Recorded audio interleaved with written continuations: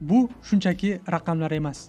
Bu insonni intilishi, iqtisodiy g'alaba va mag'lubiyatlar dramasi. Bugun biz dunyo fond bozori va undagi yangiliklar haqida gaplashamiz. Fond bozori bu kompaniya aksiyalar sotiladigan va sotib oladigan global tarmoq.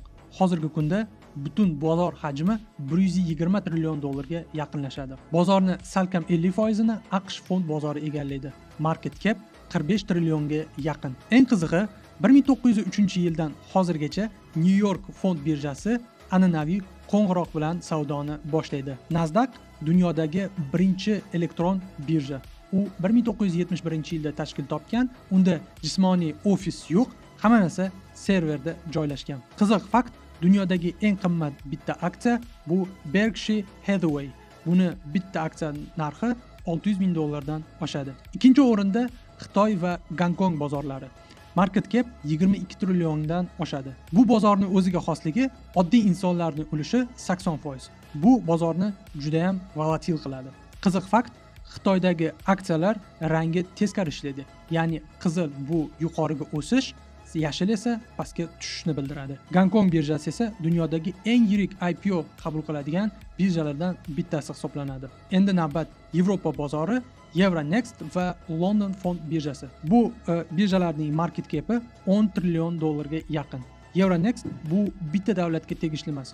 Bu 7 ta Yevropa davlatining birjasi hisoblanadi. Bundan tashqari London fond birjasi dunyodagi eng xalqaro birja hisoblanib, uni tarkibidagi kompaniyalarning 30% Buyuk Britaniyada joylashmagan. Qiziq fakt, dunyodagi eng birinchi aksiyadorlik kompaniyasi va birja 1602-yil Amsterdamda hozirgi Euronext tarkibida tashkil topgan.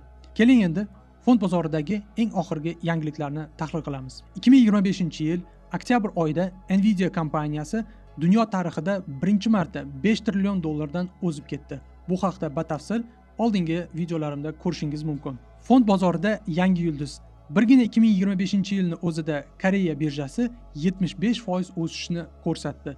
Bunga asosiy sabab bozordagi AI chiplar hisoblanadi. Va eng muhimi, Koreyadagi korporativ boshqaruvi misli ko'rilmagan darajada isloh bo'ldi. Koreyadagi korporativ boshqaruv islohoti esa bunga asosiy sabablardan bittasi.